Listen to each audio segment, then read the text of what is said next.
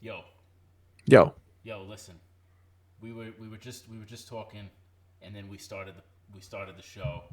I am in a new location, a different location. I'm approximately 8 feet from where I normally sit on a different mic because my brand new MacBook that I bought specifically to last me a long time is already broken. It's like 2 months old. And now, see, now I'm getting super worried about because I would say one episode ago, we nailed in sound. Yeah, dude, I was feeling really good, and now I'm stuck on this old school like Blue Yeti, like fucking in the dawn of podcasting, because my other thing is all like set up in my station over there, and now I'm in this temporary station, and I don't know how I sound, but I imagine it's not great. You know what though? Is that computer like one cord? Like one plug? I mean, I guess I could just like pick it up and move it, but come on, man, I'm tired. I don't want to do that. It's been a long week. I got like external hard drives and shit, and you know. Yeah. Dude, you know when you hit that moment at the end towards the end of the week where something is so simple and you're like, I'm not fucking moving Dude, across the table. let me tell you something. When you have two small kids, everything becomes that. Where you're just there's like shit on the floor that I could easily bend over and pick up. But every time I walk past it, I go, ugh, ugh. That's something where like Aaron's like needs the place to be like clean Yeah. all the time. And I'm like, if I'm deep into something, I'll just let it fall apart while Yeah. I'm doing that. Yeah. You know what I mean? I'm Yeah, I do. like I'm not even putting that away because I'm gonna need that in 24 hours. So that's gonna stay there. Dude, And she can't do it. sometimes my wife calls me a hoarder because I have shit like stacked all over my desk. But I'm not Yeah. like I don't keep it because I need it or I have like some kind of like psychological issue. It's because I like when I get it in my brain, I only have the capacity for so many things. And then if I have it, I'm just like, all right, I'll deal with that like in like 2 seconds. And I put it down and then I forget about it. And then it's there for like 6 months. Dude, that's my problem too. It's not That's good. that must be like a yeah. Yeah, it's not good. I I find though, and I'm sure you're the same, like this year especially, or like last year, I got really good at just needing what I need. You know what I mean? Like the very basics. I don't go really outside of now. Like I'm not buying like bags and like weird pencil cases and things like that. I Like mean, I have my stuff. you're not going anywhere. I Yeah. mean, dude, actually, think about this. Think about this, right? Your world and most of our worlds have shrunken to X amount of square feet. Yeah. That's it. You don't need shit because you're not going anywhere. Yeah, that is true. And you figured out how to take your entire life and turn it into essentially one or two rooms. Yeah. And that's it. And we're fine. I'm like, besides like kind of getting frustrated, just with just like the annoyingness of the whole thing. I'm good. I'm good. I'm living. I mean, I'm not like ultra depressed or anything. Like I've managed. Yeah, I'm happier. You know.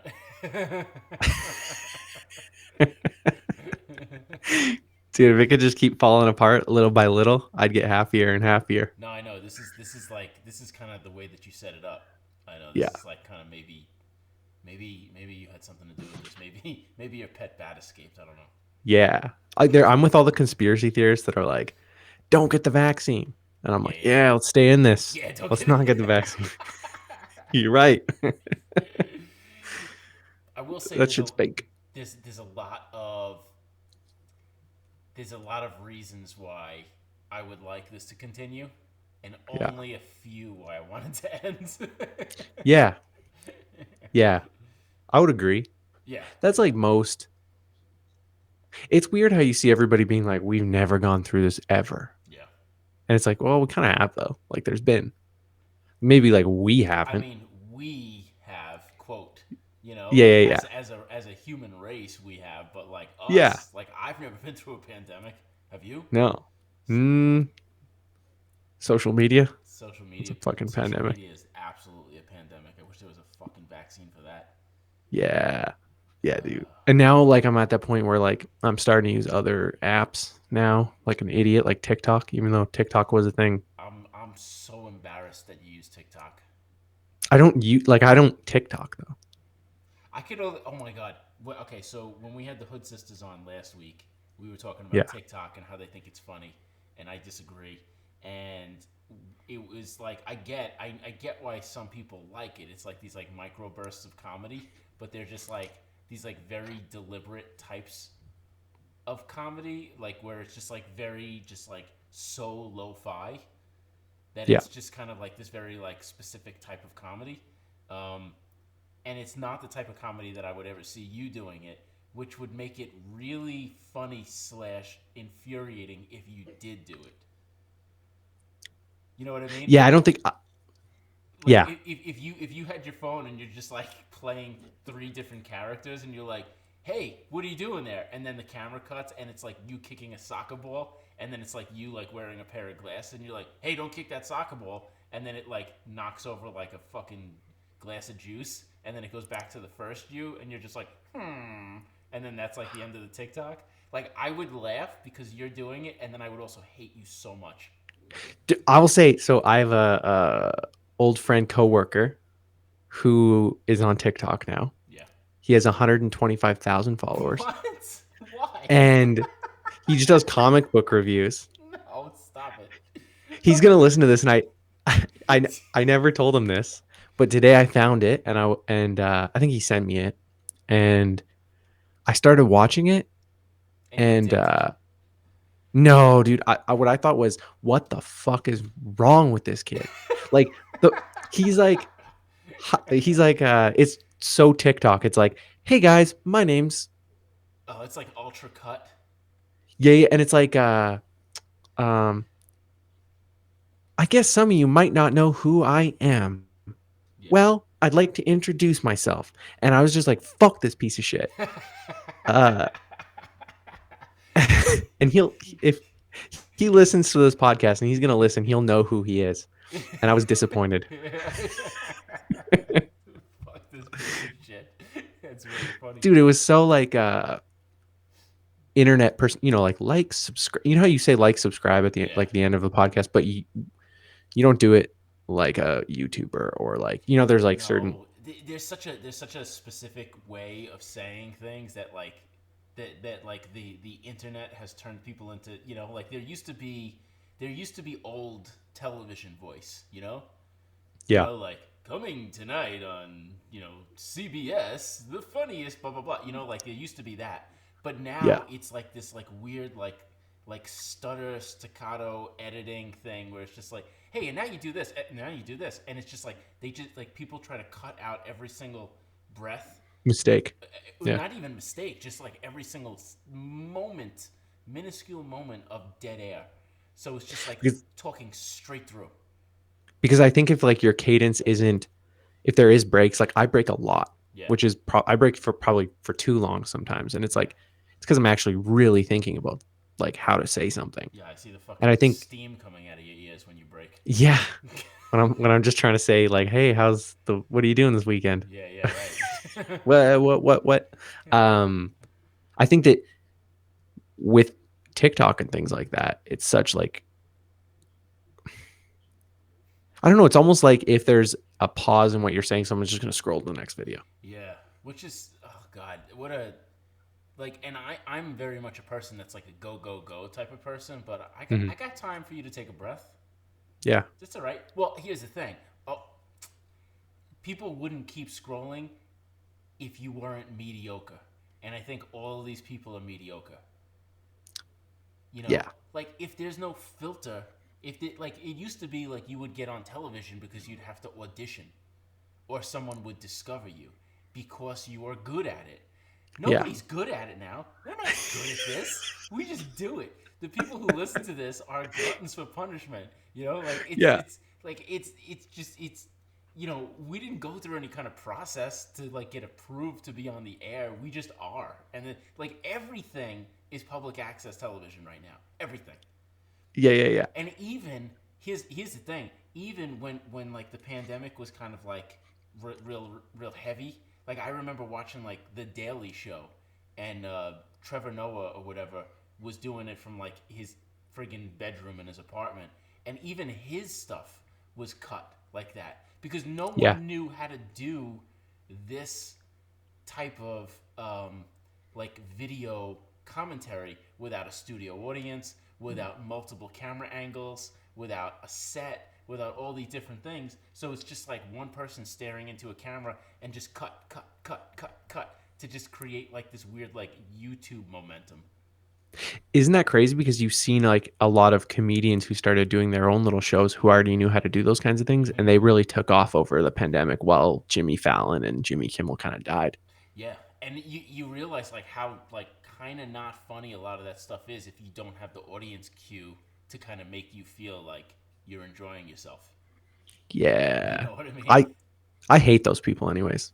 I'll say it. Yeah, Or like I not a don't huge, hate. I'm not a huge fan. Like I'll never like I mean, I watched David Letterman growing up, I used to like David Letterman. but like other than that, I can't say that I watch any of those people. No, Maybe Conan occasionally. Conan was the best. Oh, your mic just changed. Oh, what happened to my mic? It just got really, really good. Is it good? Yeah, it's really good. Oh shit! All right, good. It looks like something I did actually worked for once. Were you changing settings? Because I was just like, something's wrong with this, man. My new setup is whack, but I fixed it. Yeah. Your new old setup? My new old setup. Yo, yes.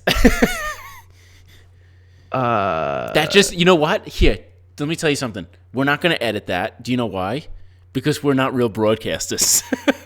That's the thing, though, is like what we're doing is very different. Like You're just trying We're to kinda make just you're just trying to make us look like better than what we were just talking about. Like we're like a step above like all those other losers. I think what we're doing is very different, which is we're just having a conversation, and hopefully like other people can listen to it, and they do, and they write in, and it's like Yeah, we're just having conversations that they would probably have as well. we're just talking, man. Like I always like to describe this as, and kind of like the whole idea of this is in my head anyway was to kind of mimic the conversations that you have when you're sitting in a studio with other people. You know, you're sitting there and you're designing. You talk about design. You talk about movies. You talk about like shit that happened, whatever. And it's just like the same type of thing, you know, like that anyone sitting at a desk designing would talk about. Yeah. You know? That's what it feels like. Yeah, I mean that was the So. that's what I was going for. Well. I'm just here. Yeah. You wanna go? Okay, so before we got on, I was just like, you know what? We have like a couple things we wanted to talk about, but I also just wanted some random questions. So you grabbed a bunch. I grabbed a bunch of random questions. I don't know if we're gonna get to read them all, but we'll go through a handful of these and we'll just rattle them off. But before I do anything, I have to do this. In the last episode, I mentioned that my younger daughter liked to dance to that Justin Bieber song. Yeah. And then everyone groaned, as they should have. Yeah. So my wife doesn't listen to the show. But she was told that I mentioned that she was the one who played the song for my daughter. At which point my wife got furious with me for putting out in public that she had anything to do with Justin Bieber whatsoever. And even just like suggesting that a baby would listen to it is something that goes against every fiber of her being. So that was not, she just played it for her after she heard it already and danced to it. She was not the person who introduced her to it. So the baby heard it on the radio? The baby heard it independently of my wife. Okay. The baby was on Spotify. The baby was on Spotify, and the baby probably asked for Google to play something yummy, and that's what came on. Play something yummy. Hey, you know what? That song is I would never put it on, but it's very, very catchy to the point where it's like I've never really heard the whole song, but I could sing it. Well, dude, I mean, the reason you could sing it is because it's made by a baby for a baby. He's a Canadian icon. Okay. Dude, it's really funny because I only know 2 Justin Bieber songs, and it's the one is that one that we're talking about where he just says yummy, yummy, yummy, yummy. The other one that I know is a song where he says baby, baby, baby, baby, baby. So Oh, that's, I mean, baby. Yeah. see? Now I see his method to writing. You could be a billionaire if you just say the same word over and over again that only appeals to babies. It's all about consistency. That's it, man. That's it. And before we get to the questions, I just need to point out one thing is that I am indeed a Super Bowl champion. Oh, that's right. Yeah, yeah. That's a pretty big deal. Yeah, so if anyone wants to send me cash or trophies, I'm accepting all of the above. Do you get a ring? I hope so. I mean, I'll find out soon enough if I get one. I mean, if I don't get one, I'm gonna have to go on a smear campaign and just trash talk everybody. So Yeah, I'll join in. Yeah, I'll join in on that. Hey, you know what? While we're clearing the air, yeah. I just want to put it out there that I do know that John Candy was Canadian. So Tom, you're gonna have to write back in and apologize because I did know that. No, you didn't. You didn't. I said Chicago because you held up a sign that said Chicago ? Oh yeah, that's right. I was like, is John Candy Chicago? Well, you know what the thing is so like John Candy and a lot of those Rick Moranis and all those guys, a lot of them were Canadian, but they were all part of Second City in Chicago. It was like a comedy group or whatever. Yeah. And a lot of those people ended up, going to Saturday Night Live and doing movies and shit like that in the 80s or whatever. I think like Eugene Levy, I think might have been in it, and he might be Canadian too, actually. Oh, I'm not sure.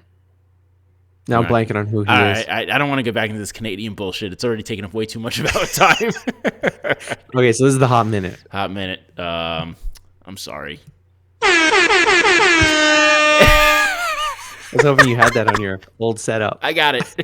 I transferred. It's the only thing I transferred over. Okay, this person wants to know, Brent, if John was an animal, what kind would he be? John, I am an animal. Same question. Yeah, I am an animal. John, same question for Brent. This is a hard one. I almost said. You know why? I mean, I don't know if I should say what I was about to say. I was gonna say if Brent was an animal, he'd be a bitch.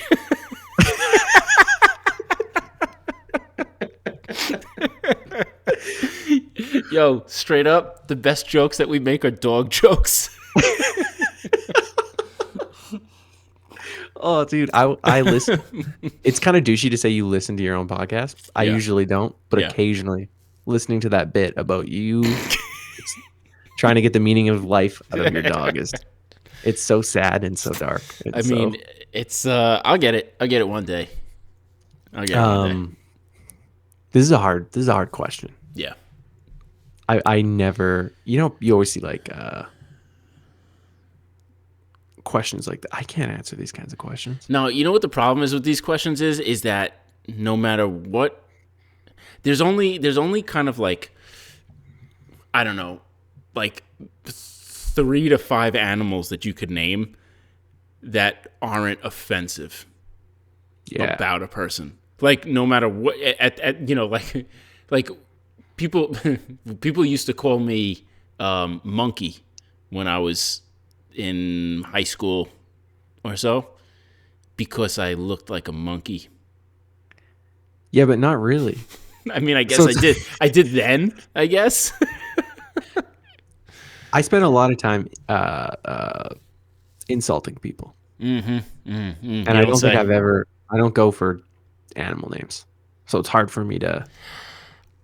It's really funny if you try to make fun of someone with an animal name that is completely unrelated to them in any way. Oh. You know, like if you were like, you fucking frog looking motherfucker, you know, and you just like don't look like a frog at all.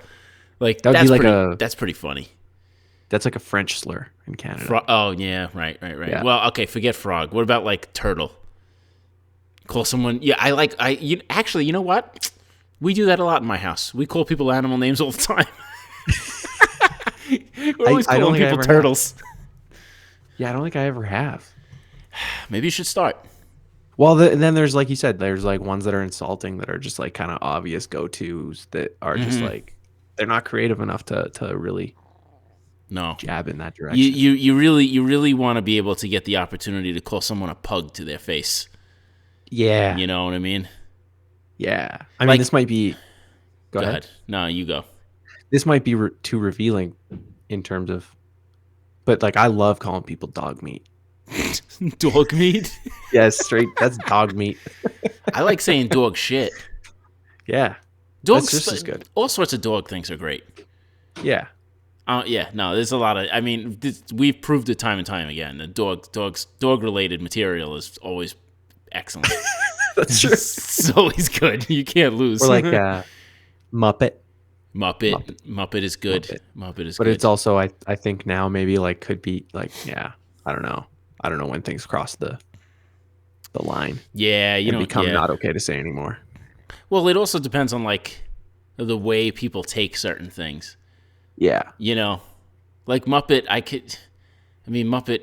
Someone could just like decide to make Muppet feel awful, but like just saying it out loud, I kind of feel bad saying Muppet. Yeah. Like I don't know, something about calling someone a Muppet feels like really wrong. Actually, It does, right? Yeah, it seems dude. like not an okay word, even though it's like, isn't it a? Yeah, it feels like really, really bad. Actually, like I feel like I almost might have to go back and edit this out because it feels like that bad. It does. Yeah. I'm all right.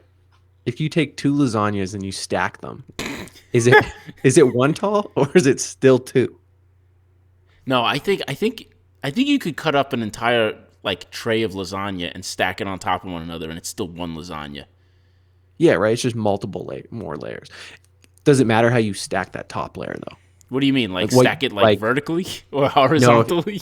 Well, what I mean is like you put a lot of cheese on the top or something like that, or you Sure. garnish the top, and then you stack more on top of it. Is that like is that 2 lasagnas then? Oh, I'll tell you one thing. If you cut a lasagna slice and you put it on top of another lasagna slice, and then you put extra garnish on top of that, that is 100% one lasagna. Yeah. You know what I mean? You can't. I don't know if you could do that with other foods. There's like a double. You know, like when people get like a double cheeseburger or some shit, and it's like 2 patties of meat. Same thing. Like a Big Mac from McDonald's that's got bread in the middle. Yeah, it does have. Yeah, you're right. That's straight up 2 sandwiches on Yeah, top for the price of another. one. What a deal. Yeah. Nose brought to you by McDonald's. Do you think they'd ever sponsor this podcast? Yeah, I do actually. I think they sponsored Joe Rogan's podcast. Did they? He was like they're eating McDonald's in like they brought the bag and set it on the table like Yeah. logo facing out. Like right, and then like he's right, right here. Yeah. Do you eat McDonald's?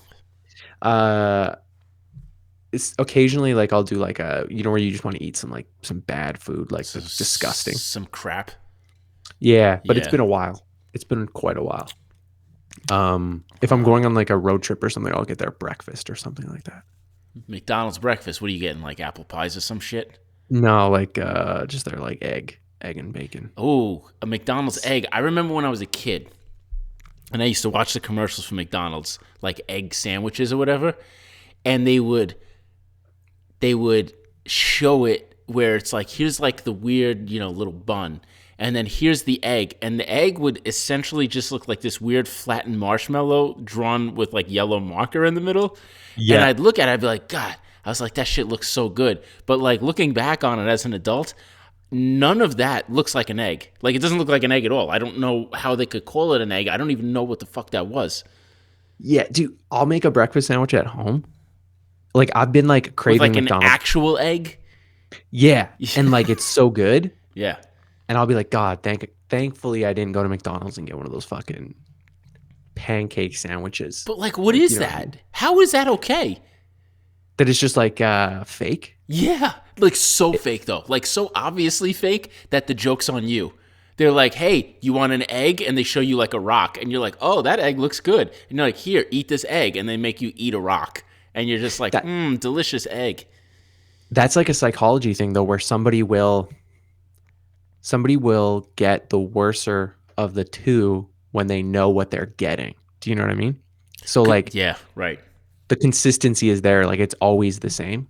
Yeah, So it's safer than like going to like the mom and pop shop that's yeah, like maybe gonna make it a little bit weirder this time, but is like better quality. yeah. You get one who's like, "Oh, this one's fluffy," and now this one's runny, and like this one's whatever. Because Yeah, and like, you're like that consistency, like in your mind, I think your biology won't allow that so you'd that rather have consistency. like shitty things Consistent. constantly Yeah. as opposed to really great things and then like sometimes not so great things.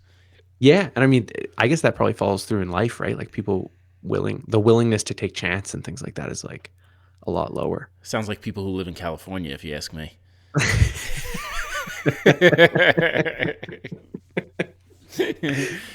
Whenever I talk to someone in California, they're always like, the weather is 65 degrees. It's always nice. It's always this. It's always that.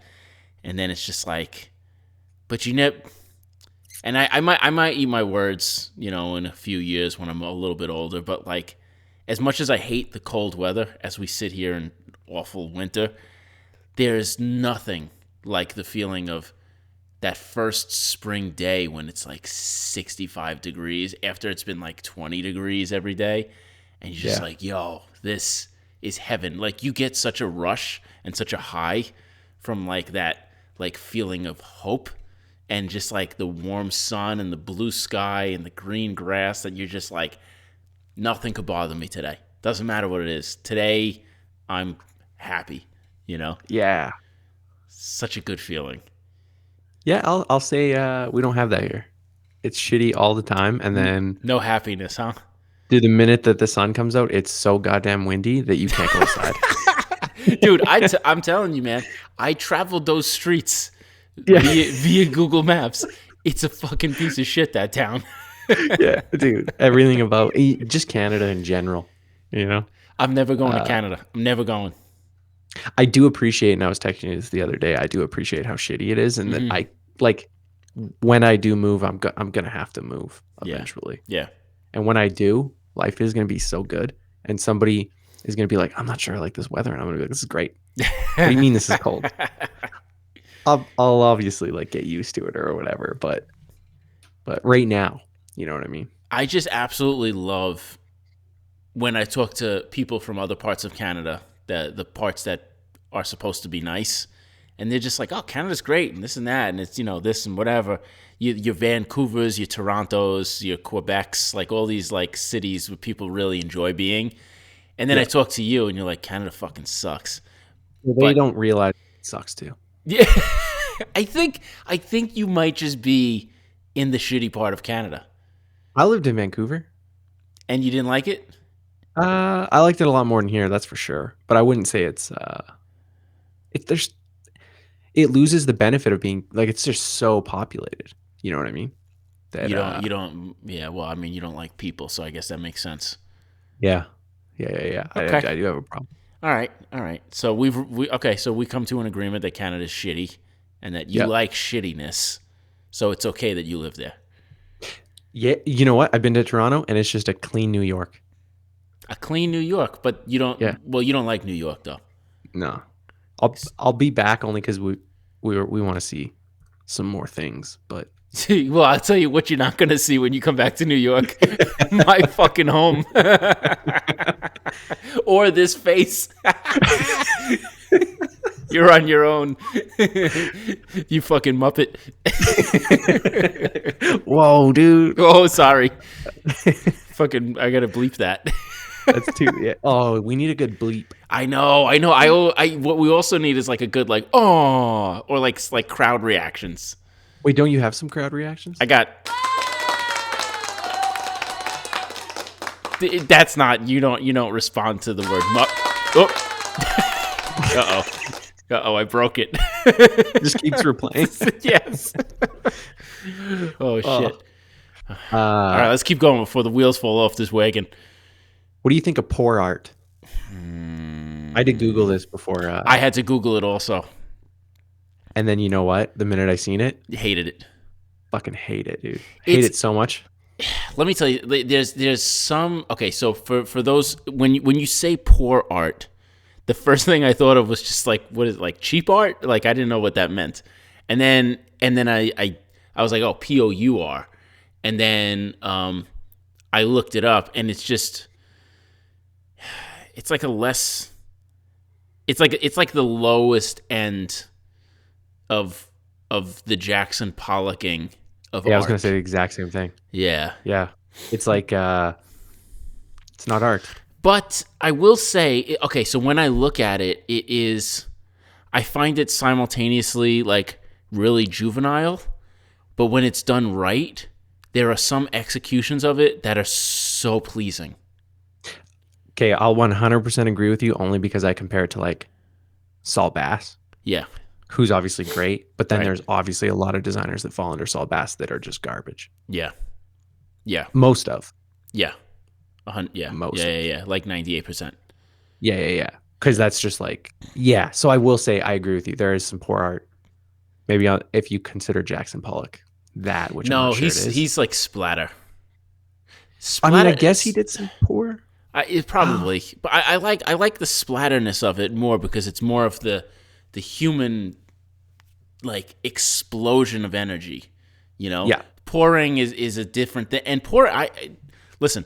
I'm sure it's difficult because you see how to keep all those like colors and everything so separate from one another so that like the patterns and shit make sense or whatever. I don't like. I'm sure I can't do it.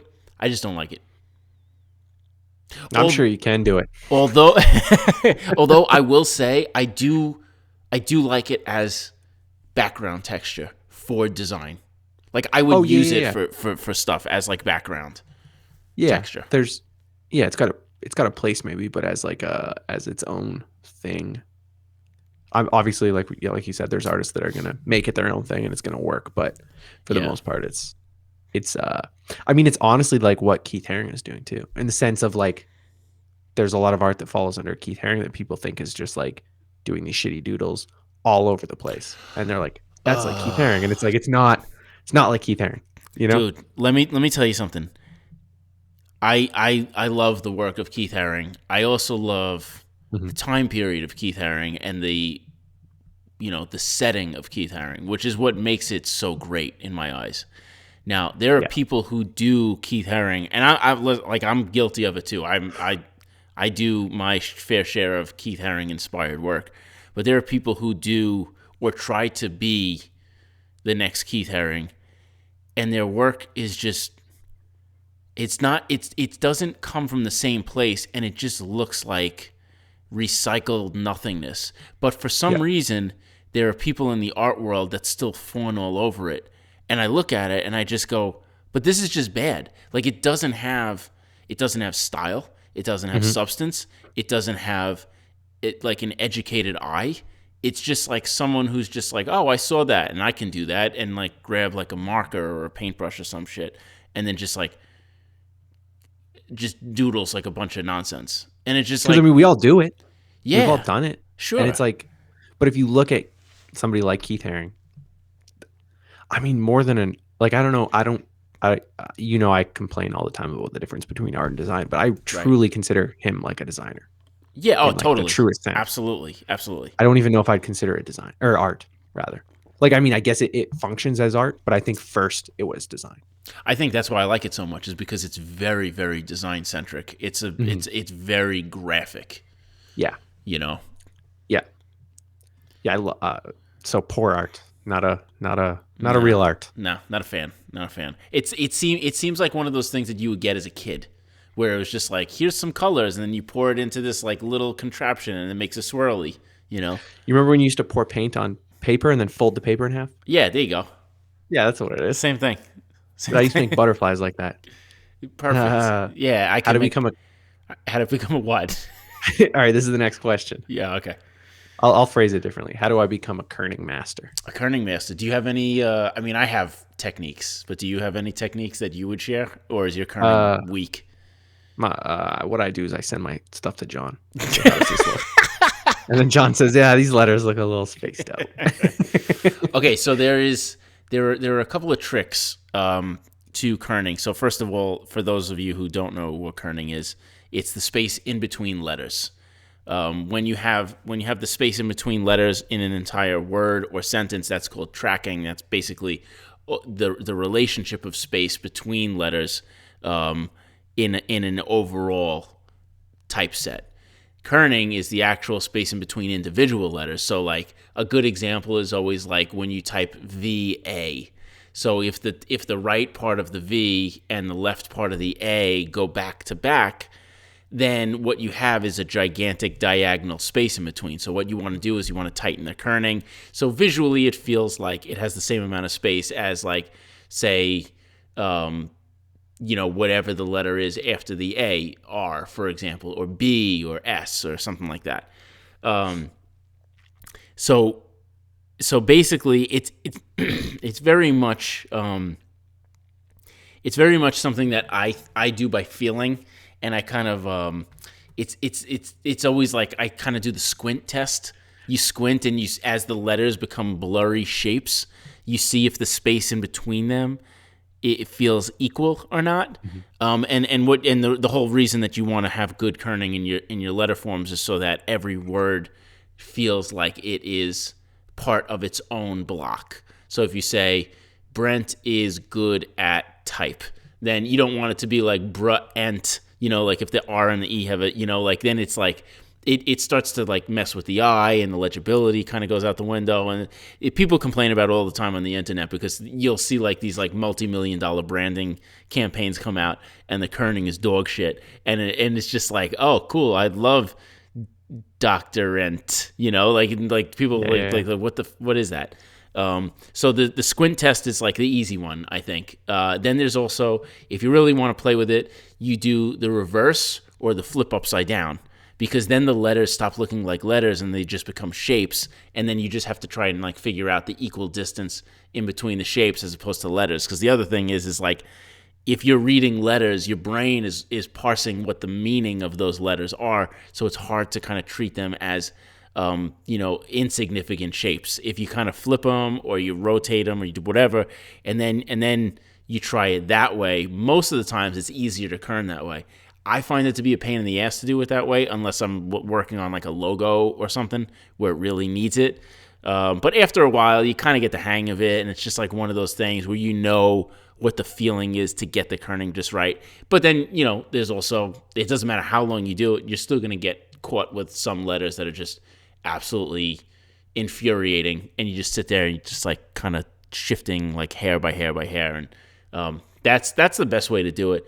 I know other people have some other methods, but I don't really see why you need any other ones. Like, honestly, the squinting test is the best one, in my opinion.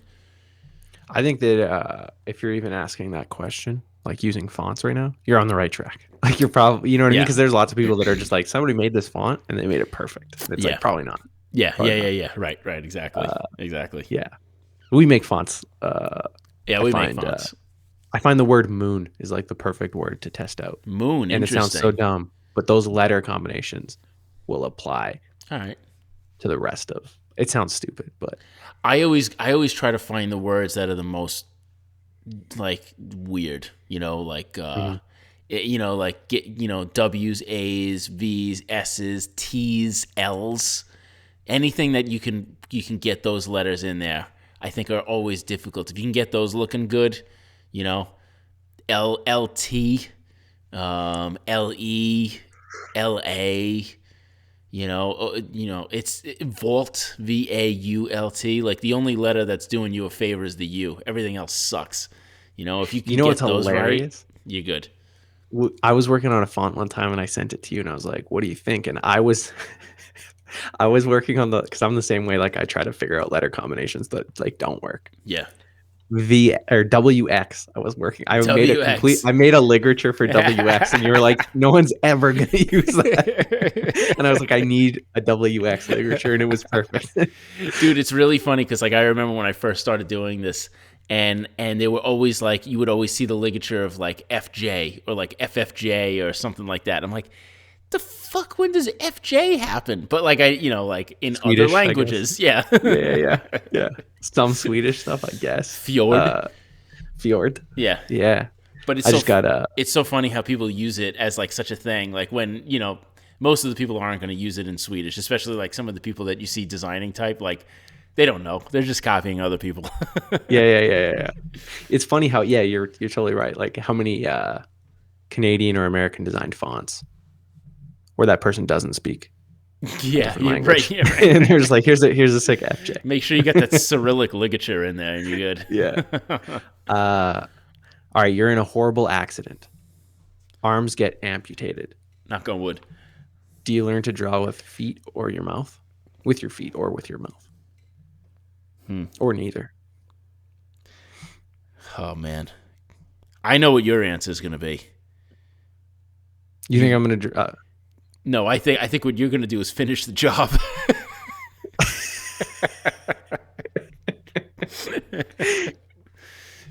You know what? I would. You're diving head first into like a friggin' like butcher knife. I'm running away. I still got my legs. Wouldn't you just go art direct? Full art directing? Yeah, but don't you want to still draw? Don't you have like the desire to draw? Yeah. It just sucks that you're not going to be doing like anything that's not giant doodles. Dude, that's oh man, that's fucking hard. Feet. I'm doing feet. You know why? No, wait, but that wasn't one of them. What? Oh, what was the? Oh wait, sorry. I thought you meant you want your feet to be removed. I was like, wait, no, that's not. No, I don't want my feet to be removed. No, if I'm stuck with my feet, I'm using my feet. I'm getting a paintbrush or a marker. I'm putting it between my toes, and I get a big ass pad, and I'm gonna learn how to doodle like that. Yeah, I feel like you could definitely do that, right? I think I could do it. I could. You know what? learn. I would could just learn. lay the paper out on the ground and just finger paint with your toe. You could do that too. Yeah, you could do that. I don't like the mouth thing. I don't want to put things in my mouth. Nah. I'm just like, like especially like a brush or like like you're drawing and like what if you get like a snag or something, you just like jams up into your mouth, and you're like, you know what I mean? Like I've had a pen explode in my mouth. Like that's just chewing on it. Why? Like in like grade 6 or something. Oh my god. I'm sorry. Yo, that's some white trash shit. You're telling me you've never seen a kid break a pen? I have. It didn't like explode in my mouth, but like it started bleeding out. Why are you chewing on a pen? Why are you chewing on a pen? I don't know. I never understood that. Like, oh my god, I hate that. I hate it. Kids who like would chew on pencils and shit. Yeah, I mean, what are they, beavers? Chew on a pen. Yo, I guess we know what the theme of the episode is. Look at this beaver motherfucker chewing on a pencil. Animal beaver. Any hardcore bands you'd love to design a logo for? Just design for? Oh, I would just design for. I would love to do a design for VOD. VOD is a Long Island hardcore band. If they ever came out with another album, I would design for them. I love them. They're great. I've designed shit for like some other hardcore bands that I really like Indecision. I would do if I had the opportunity to do an actual album for Indecision, that would probably be the pinnacle. I would love for that to happen because their music and my style, I feel like we would be able to find a way to make that work. Yeah. Yeah. You've done a lot of hardcore. I've done a lot. I've done a lot. It's not like, but I haven't. There was like a tier of bands that I didn't get to until I was to the point where, it didn't have the same effect on me. Like when I was younger and I was doing a lot of hardcore bands, I really wanted like the upper echelon of bands, and I couldn't crack them. like there was a band um, from where I grew up. Well, they're from Queens. I grew up in Long Island. They were called Full Blown Chaos, and they got signed to a record company called Stillborn Records, which was run by the singer of the band Hatebreed. Have you ever heard of Hatebreed? No. Okay, so Hatebreed is kind of like the heavier hardcore band that actually I think I showed you a video of a fight at one of their shows. It was like in this like weird old warehouse or something. Someone like smacked somebody with like a friggin' like an 8-ball and a sock. Oh, and then the singer and like the guitar player are gonna like fight them Yeah. or something. Yeah. Like, yeah. It gets Right. too chaotic. Yeah, Way yeah. too quick. Well, those guys actually ended up being like this huge band. Like they are a tremendous heavy band. And I had the opportunity to maybe design for this band, these friends of mine who were going to be on this label.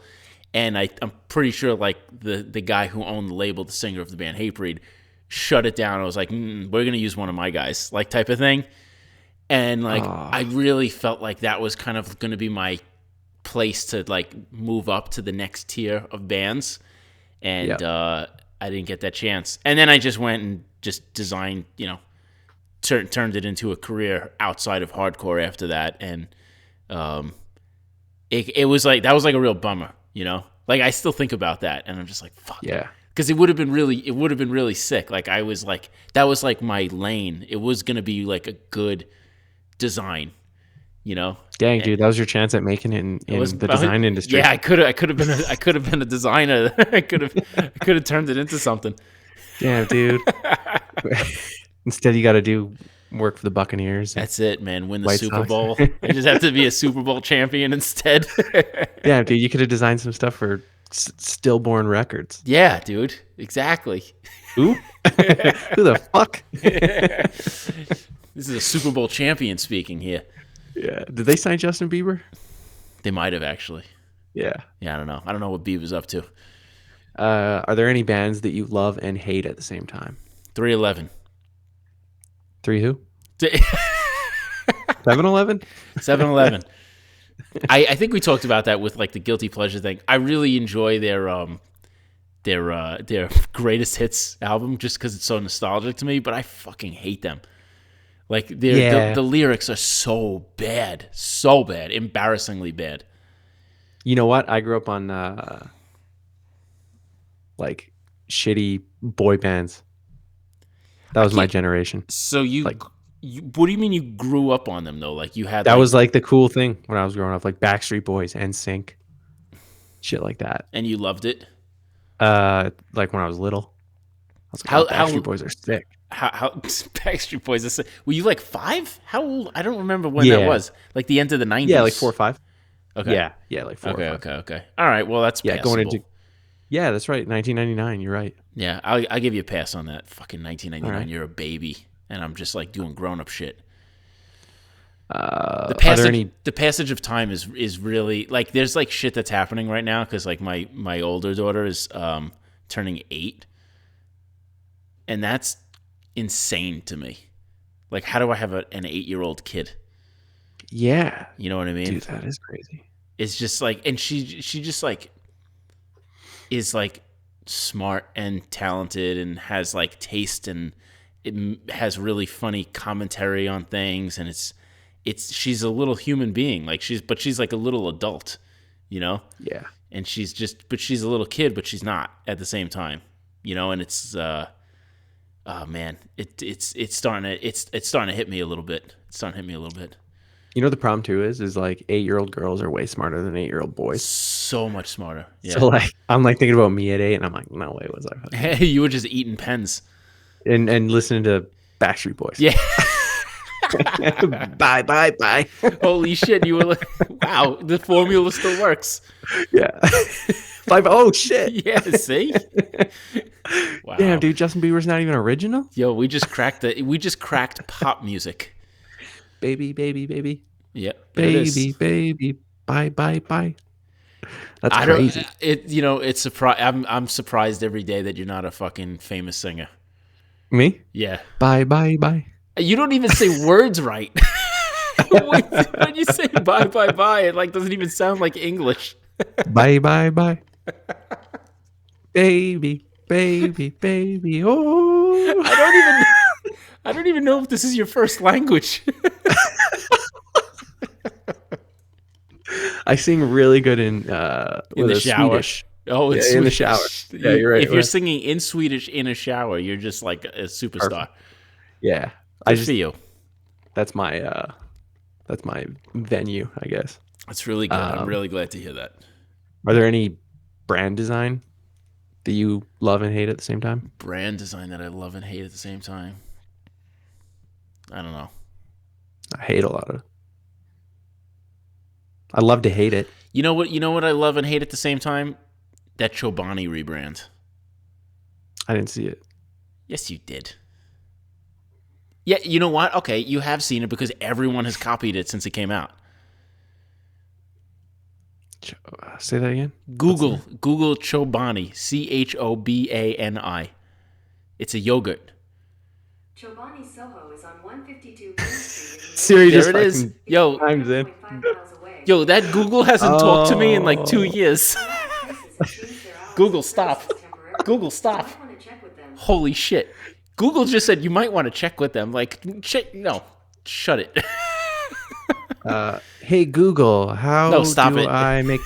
Wait, no, I got headphones on. Joke's on you. Okay. No, so Chobani did this rebrand. Everyone goes crazy for it because it's different. It doesn't look like every other yogurt on the market. And then everyone ripped it off. And then that whole style was killed before it even had a chance to breathe. You know what's hilarious is now that I'm looking at this, I'm like, when I first Googled it, I was like, yeah, I've seen this shit on everything. Yeah, What do you exactly. mean? What do you mean? How would I know this is Chobani? This is on everything. Exactly. And I do appreciate the fact that like people are putting more effort into supermarket brand shit.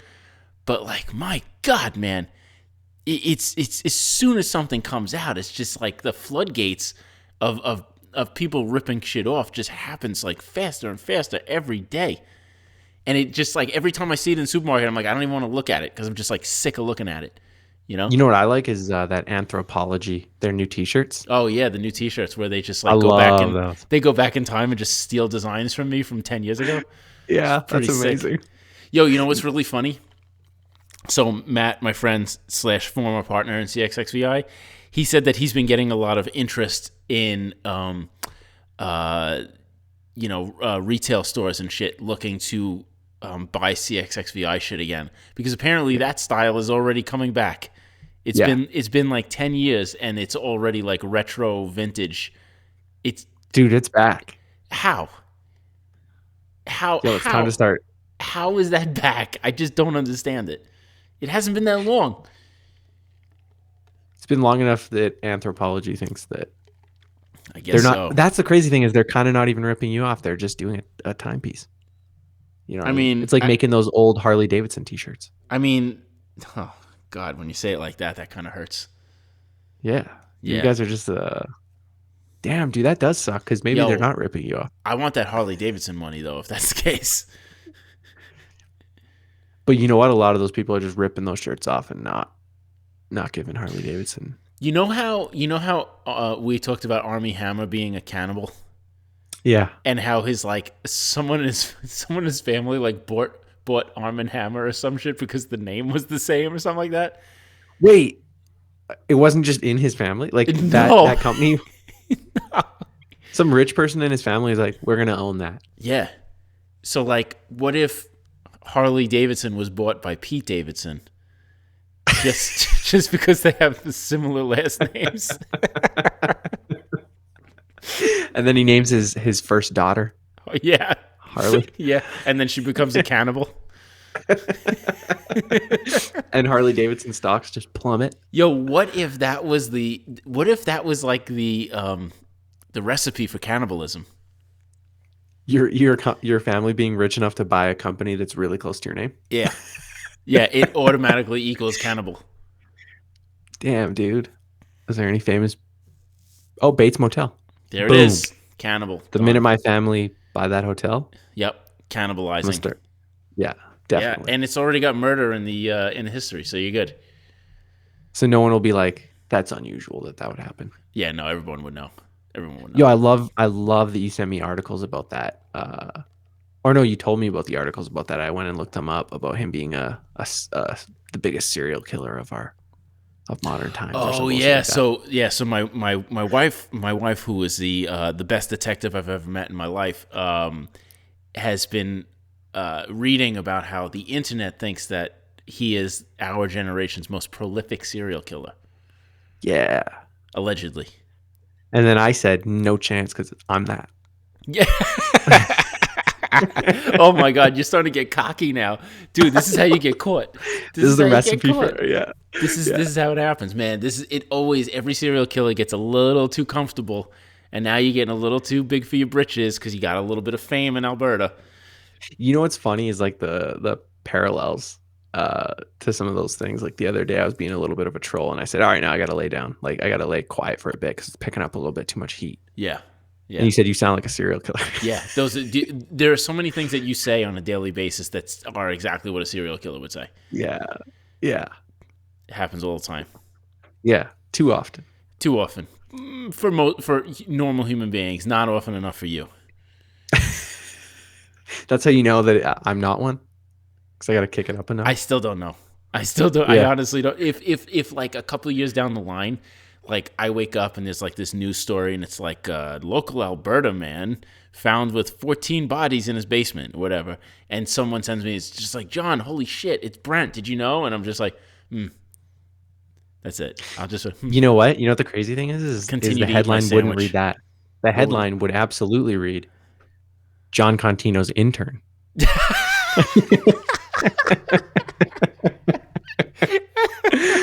Found with 14 dead bodies in his Holy basement. shit, that is okay. I'm good with it then. I like it. I could use the press. Yeah. John, did you ever suspect anything? I'm like, yes, absolutely. I have an entire show based on it. I called the police multiple times. Said this guy is killing people in his basement. It's like, listen, I will describe to you how it happens. He FaceTimes me during the process. On episode 35 and 36, he did it live on the show. He just did. One of the episodes, someone wrote in and asked if he could kill someone, so he did. Oh no. What's your worst injury or most painful moment at a hardcore show? Oh man. Okay, so yeah. Okay, so then someone asks, "What are your thoughts on mid-2000s moshing, aka slam dancing or karate mosh?" So I don't know. You've never been to a hardcore show. Have you ever seen what moshing looks like? Somebody sent me, and it might have been you, Joseph DiMaggio. Yeah. Friends of the show. moshing. Yeah. Show. We always name drop, but maybe nobody knows who he is. It was just like, yo, Joe DiMaggio, the baseball player, was at hardcore shows. That's cool. Yeah. Him moshing. It looked fucking ridiculous. It is ridiculous. And Yeah. there's if you are not a part of the hardcore scene and you witness hardcore style dancing / moshing, you think it's ridiculous. And if you are a part of the hardcore scene and you watch it with someone who's not a part of the hardcore scene, you feel embarrassed. But if you are a part of the hardcore scene and you're with other people who are in the hardcore scene and you see moshing, you feel excited and energized and happy. So there is a spectrum. So if you guys know it's ridiculous. If you're in it, you love it. If you're out of it, it's stupid. If you're in it and you're with someone who's out of it, it's stupid. So like you guys are kind of like hiding the fact that you think something's really cool. Yeah, it's like, because it's like one of those things that like even like when you go to your first show and you see it, you're just like, this is stupid. And then kind of you get it and you're like, oh, this is fun. And then you like it and then you try it. But it's also like very risky because it's like it's literally just people like swinging and kicking and running and jumping and landing as hard as they possibly can onto other people. Has anyone ever died? Sure. Yes, definitely. What? Yeah. Yeah. Whoa. Yeah. I mean, it's a lot of shit has happened, man. Like, a friend of mine, Rick, who is in a bunch of bands. He was in band This Is Hell, Soldiers, Extinction AD, Subterfuge, all these different hardcore bands. There was one show that I put on where he was kind of like in the middle of the pit or whatever. He bit his tongue off. Oh man. He bit his tongue off. He went to the hospital. He had it attached and was back before the show ended. And was right back in the middle. You know what's funny though is like when I was younger, I would have been like, "Wow, that dude's tough." Yeah. Now I'm like, "That guy's an idiot." But we were younger, so it was cool. Yeah. You know what I mean? Wait, if you do that Rick, now, it's not cool. does Rick have a YouTube channel? Does he? Does he have a YouTube where he channel? vlogs? I think. Does he? He vlogs. What are you talking about? I think you sent me your friend Rick one time, who literally has a YouTube channel and he vlogs his like band touring and stuff like that. I have Maybe I'm wrong. no idea what you're talking about. Okay, all right. It was Rick. It was Rick or something like that. He doesn't seem like the type of person to vlog. Neither did this guy. The mystery will go on for ages. But the worst injury I ever had from a hardcore show, the worst injury that I ever had. I've inflicted injuries on people, but the worst one that I've ever had was I was doing this move called a windmill, where I was basically swinging my arms over and over like this in windmill-like fashion. Yeah. No, sorry, I was doing a reverse windmill like this and smacking people behind me. And then one kid came spinning around the pit and hit my one arm as I was going back while my other arm was also back. It was like the perfect moment where they were back. And he hit my arm and this arm, and my shoulder blades felt like they touched. Oh, God. And I sprained my entire back to the point where I could barely walk, where I thought I was paralyzed for a second. And then I spent like weeks going to the chiropractor and all this shit. And he was like, "What did you do?" And I was, here you go, embarrassed to tell him what I was doing. And I was like, "Oh, I was playing football with some friends." Just as embarrassing. yeah, but at least that is just like something that's just like, oh, well, you better be careful. You know, like I was not like, I was doing a fucking reverse windmill at a Bury Your Dead show. Like, I didn't say that, you know? You just start playing the music for him? Yeah, I was just like, listen, yo. So we were listening to this. Check it out. I'm about to stage dive off your desk and show you what happened. Let me set the scene for you. Yeah, let me set this. Okay, well, first of all, someone spit in my face first. Yeah, you spit in his face and knock all the stuff off of his desk. Yeah. Yo, speaking of this band Bury Your Dead, when they first started, they had two singers, right? They were kind of like this takeoff of a tough guy band. So especially in New York, there were tough guy bands, right? And these guys were like legit tough guys. Like you wouldn't fuck with the guys in these bands. And it was my favorite type of show to go to because it was like just so crazy, so intense, always like the wildest fights. And then it kind of like started to become kind of like a trendy thing, like this like tougher sound. And this band came down from Rhode Island called Bury Your Dead, and they played like this tough guy sound. And we were like, who the fuck are these guys? You know, like coming from Rhode Island, like Rhode Island's not tough, you know? Yeah. But the two singers, one of them was like this like little like crazy energetic guy, and this other was this bigger guy named Joe. And he was so arrogant. It was the funniest fucking thing. There was one of the things he said that I'll never forget is when he was trying to hype up the crowd, he said, "I'm number 1, you're number 5." I'm number 1, you're number 5. Yeah, and I was just like, holy shit, that was awesome.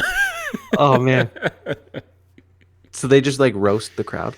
Yeah, well, this guy did. And that's all he was doing. Yeah. He just kept roasting the crowd, and I was loving it. I was just like loving every second of it. This guy is tough. Yeah, this guy rules. I love this band. Oh. Do you have a crazy story from a New York hardcore show? I mean, there's so many crazy stories. One story I could tell is I was setting up a show. So there was this place in my neighborhood called Ground Zero that I used to book shows at, and there was there was this kid a friend Sean of mine who was one of the toughest kids I've ever met in my entire life. So much so that one time he was at the train station waiting for a train to go into the city or whatever, and some kids jumped him, like 5 or 6 kids, and he beat the shit out of every single last one of them. So he was going on a train to the city to meet a girl that he was going to hang out with. And so he beat the shit out of these like 6 kids or whatever it was. And he gets to the city. He's waiting for the girl to show up. He ends up trying to get in touch with her because she's not there.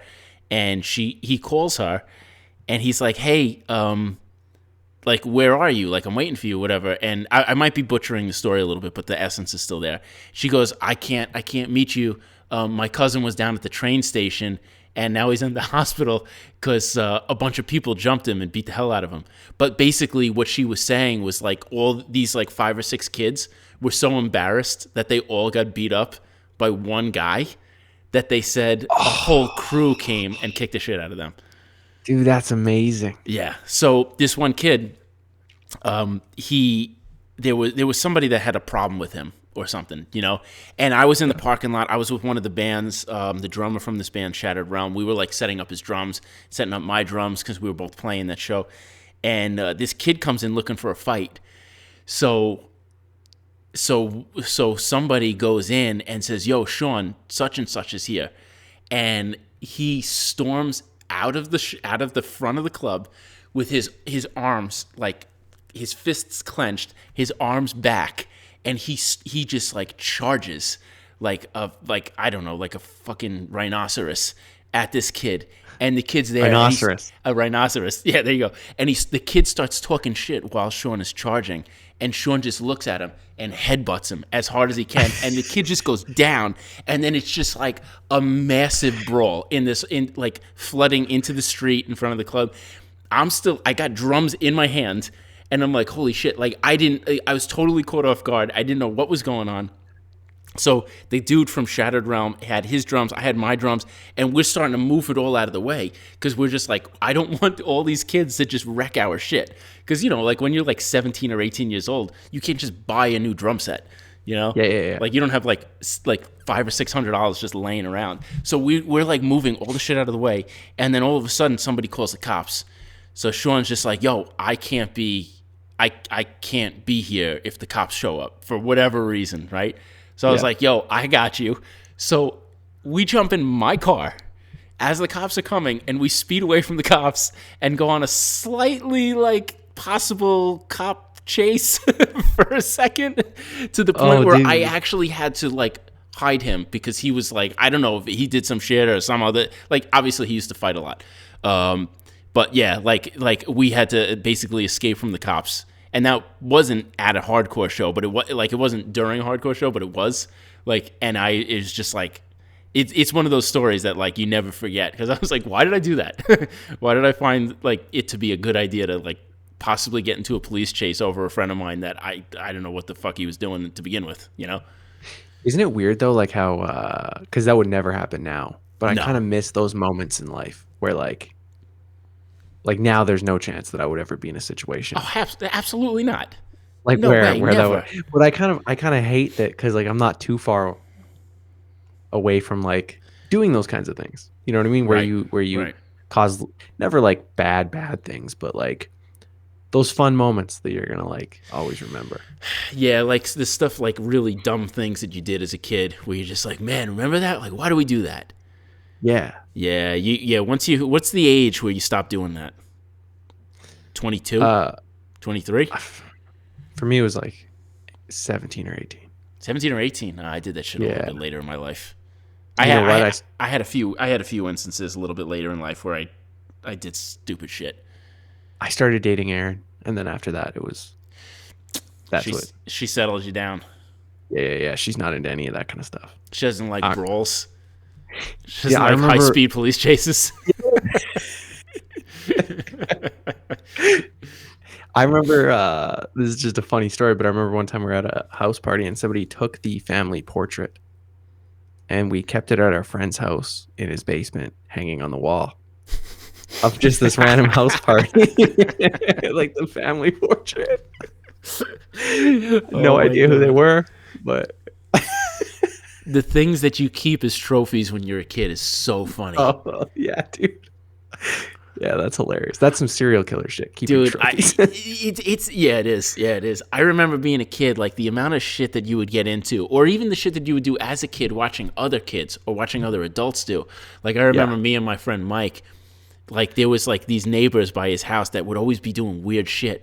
So we would always make it a point to go in the shrubs in the front of his house and just spy on them the whole time. Because they were always just doing weird shit. And we were just like, yo, let's see what they're up to, you know? Oh, dude, see, I miss those kinds of things too. Yeah. Like those harmless, just like, because you can't do that as an adult. You can't go hide in the bushes and spy on people. You'll never be allowed on the school grounds ever again. Yeah, you can't do that anymore. Oh, man. See, there's those kinds of things that are like harmless, fun. Yeah. I mean, even for the most part, like egging and stuff like that, like egging people's houses. I never It's kind did of that. harmless. I didn't. No, that's not harmless at all. That's horrible, and it's destructive, especially if you hit somebody's car. You know, like when people would do eggs and shaving cream on the car. Oh yeah, It would just ruin the paint job. Yeah, that's messed up. That shit I mean, sucked. egging is messed up to a degree, but if the person's a horrible person, that's Well, everything is warranted if the person sucks. dude. One time we had cheese slices, like those Kraft single cheese slices. Sure. Plastic cheese. Yep, plastic cheese. And in the winter we would, and we we only did it to people we knew, but we put it on this person's car windshield. Yeah. And they just like melts cheese. It's harmless. Oh man. Out for Justice. Ooh, yeah. Best comedy or hardcore album of 2019. Best hardcore album of 2019, no doubt. So it's funny though. I don't really remember it being funny. I think it's just good. It's not really funny. It's just good. Fucking rules, actually. Where the hell did brutalism come from? And how do I get it to stop? Oh man, so this is like talking about like that like real like late 90s, early 2000s style that's like still really big right now, where everything is like big and bold and in your face and ugly and like has like gradients and like weird like wannabe early internet shit all over it. Yeah. I might have to look this up. That's like this is like another one of those things that you know exactly what it is. Once you look it up. Like poor art or like Yeah. Yeah, or like Muppet art, Muppet spirals. Yeah, this is whatever. I have like a very love-hate relationship with this too. This is like Chobani 2.0. You know, I really like it because of just like how just like you don't like people who do it. It almost feels like you don't give a shit. You know, I love that aspect of it.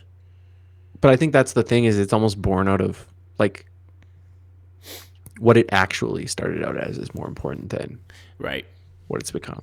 Yeah, well, because it seems like something that's like photocopied and drug around and interesting. It's the essence of where it comes from is great, and then the knockoff stuff is just, you know, it used to be. Oh man, ready? I'm gonna be old again. It used to be a time where like the knockoff shit you wouldn't see as much because it just didn't have a platform.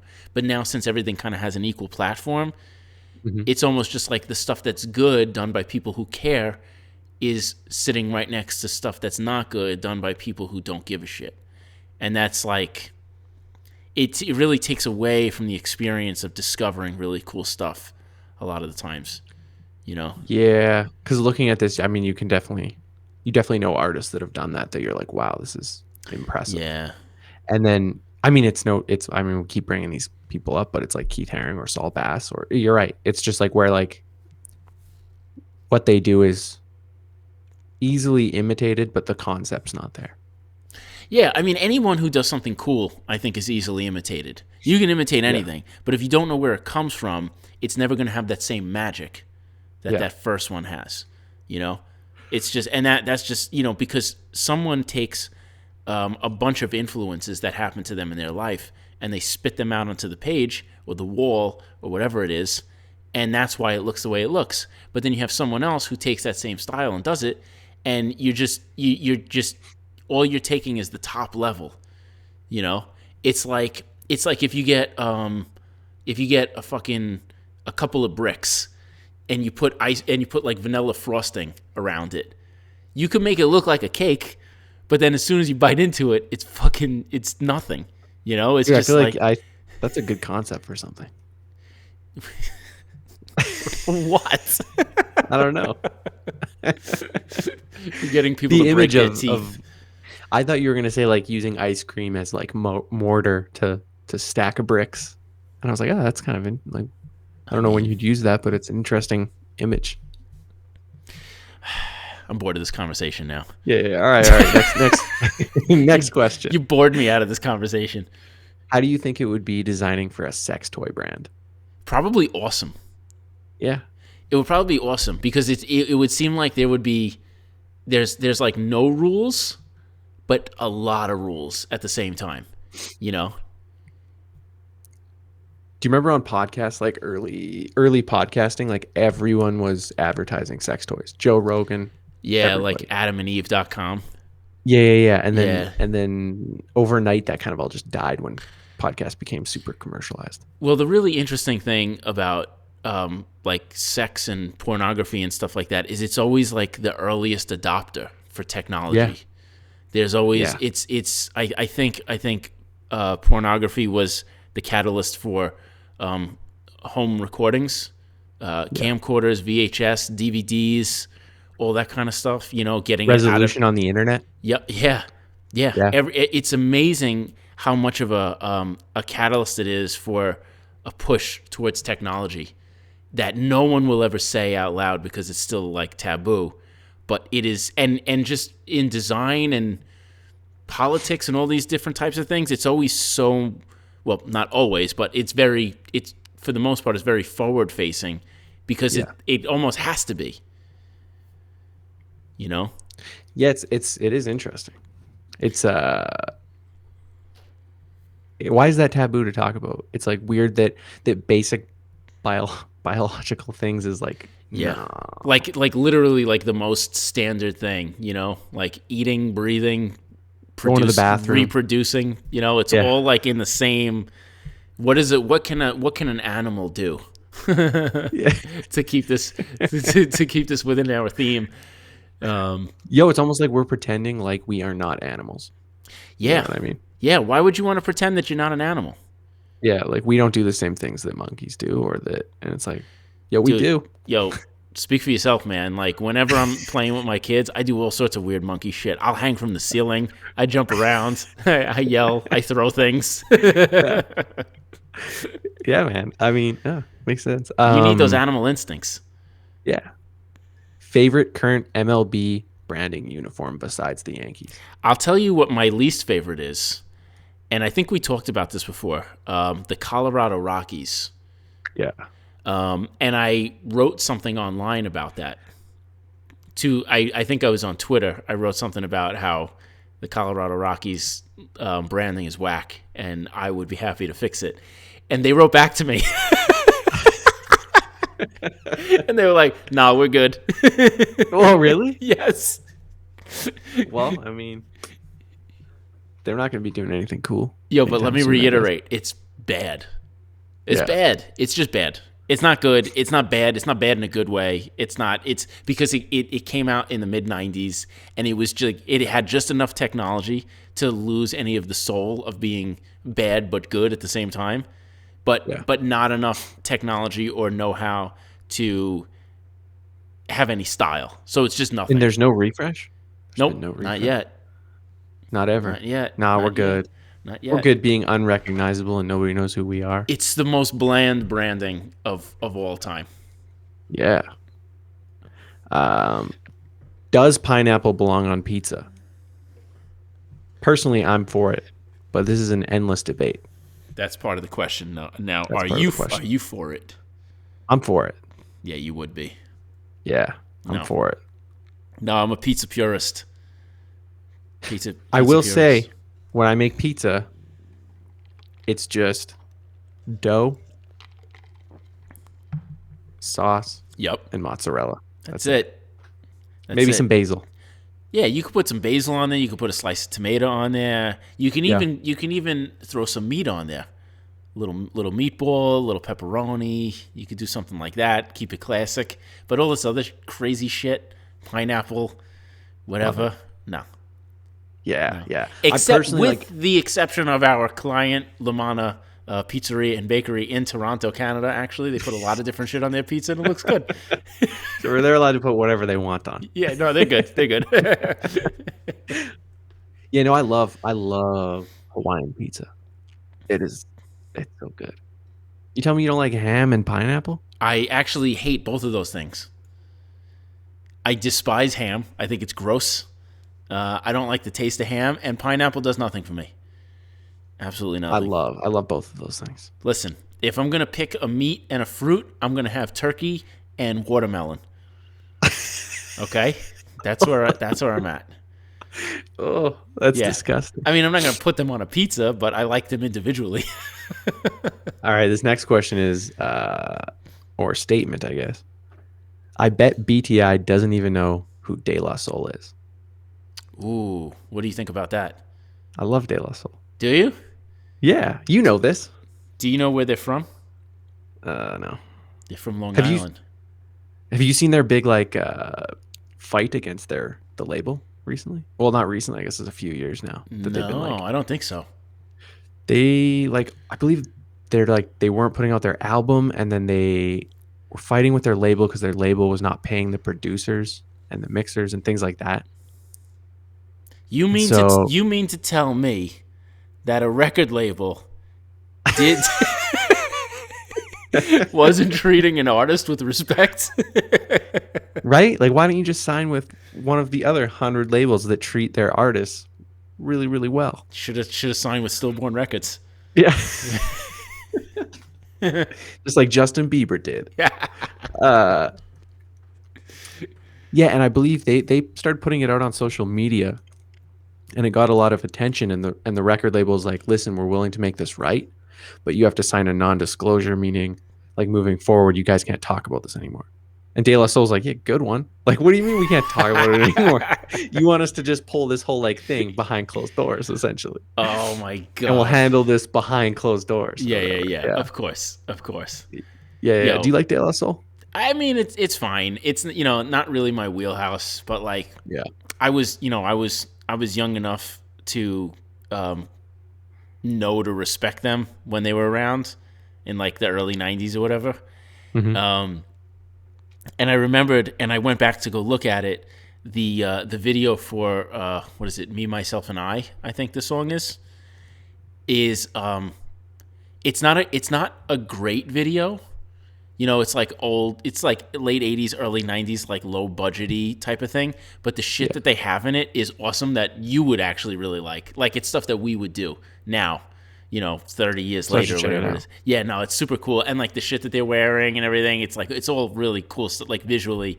Like it's not shot like brilliantly or anything like that, but they have some cutscenes with like these animated, lettering pieces, and then they like some of the designs on like the clothes that the guys are wearing, or like even just like the style of them in general, I feel like would be so loved right now. Like if De La Soul from like 1990 or whatever existed in 2021, they would be the fucking coolest dudes ever. That's the problem, right? Is everybody's always like, the people who are actually really, really good are usually ahead of their time. Yeah. But I mean, it's not like other people weren't doing shit like that at that time period. But like they, in particular, it wasn't, because when I was a kid in the early 90s and I would dress, and if I looked back on what I was wearing then, now, it looks like a disaster, the things that I loved. Like, everything clashed. But the way that they have it in the video, everything just like it matches, but like in a really interesting way. You know what I mean? And it's just like clothes and shit like that. But I just remember everyone like wearing shit that just didn't make sense. But like the way they're doing it kind of makes sense, Yeah. And it's like, when I think about a lot of the stuff that gets kind of regurgitated from previous generations, you look at the previous generation and it's just like a mess of nonsense. But then when you bring it back, you see people start to refine it and cut all the garbage parts out and just leave the aesthetically pleasing parts. So Yeah, it's yeah, like yeah. that's like what they look like in that video from 30 years ago, as opposed like you know, because like you wouldn't have someone go back in time and just be like, oh, I'm picking like the dumbest thing from the 80s and bring that back. Like they pick the shit that's like kind of memorable, that they can make it work, and it has like a modern style to it. And it's funny to see that then, you know, because that's how someone would have done it today as opposed to Yeah. then. You're like, where's all the crazy shit that doesn't make sense, you know? Man, I first started listening to De La Soul from the Chappelle Show. Oh, okay. He started having artists on, I think. Yeah. And he had De La Soul. Right. Yeah, I believe. And yeah, I mean, I'm not like a rap or hip hop guy, but there's definitely like a handful of stuff from like the early to mid 90s that I like. And then it's always there's always going to be stuff that like my wife will show me. And I'll be like, "Yo, what is this?" And she's like, "Oh, this is from like 92." And I'm like, "Oh, see, now this is the shit this is the shit I like." And it's I didn't have enough exposure to it to know. yeah. You know, because I was still kind of like getting into heavy music at the time, and I had, you know, like it was so much of that world to discover that they were two different sides of the room, and it was like you deep dive over here or you deep dive over here, and I just didn't have the capability to do both at the same time because they were very, you know, like I didn't really care about the lyrics. I didn't care about like a lot of that shit. Like in heavy music, lyrics didn't really mean much to me. You know, it was more about the sound and the energy, you know. Except for in that music, they got a lot of great lyrics. In hardcore. Yeah, they do. Some bands do, and some bands don't. I guess. I mean, know? that's kind of like rap. Yeah, Like current right. rap sucks. I don't listen to like a lot of current rap or anything. Whenever we exercise and we put on like a hip hop station or something like that as like background music, and they play like really really modern, like sleepy rap. Yeah. I just don't know how anyone listens to it and enjoys it. And I know it makes me sound old, but like, it's so sleepy. Yeah, no, it's horrible. It's really It's like- sleepy.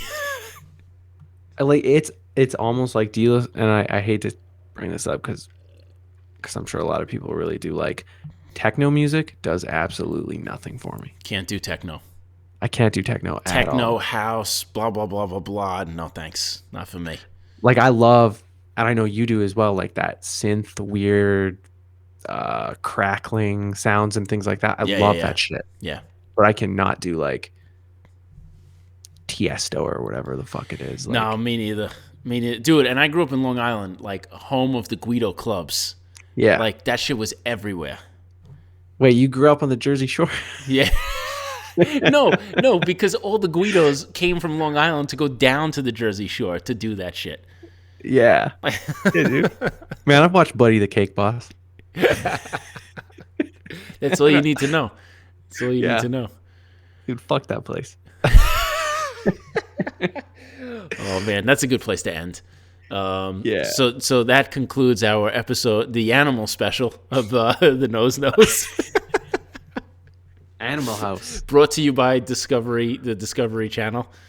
We're gonna have a special episode coming up, and we brought this up a little bit earlier, and we joked about it, but we're gonna have a couple of the designers from the creative team from the Buccaneers on, and we're gonna talk about kind of like what it's like to be a designer on a Super Bowl champion NFL franchise team, and kind of like, you know, the ups and the downs. Because when I started working with them, like it was not a good team, and it was cool to be able to work together and see like, you know, how kind of like shitty it started off and the plans to make things better and to rebuild and to do all that, and then to actually watch it happen and culminate in an actual championship.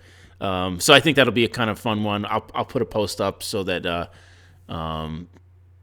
actually this we're gonna record on Tuesday. This is gonna come out Monday morning. So I'll put, you know, I have already put a post up, if you're listening to this now, of asking for questions. And if you got last minute ones, throw them in there. It's because we're gonna record on Tuesday with them. But if you got any other questions or comments, nosecast.com is always there for you. Brent, do you have any words of wisdom to sign us out?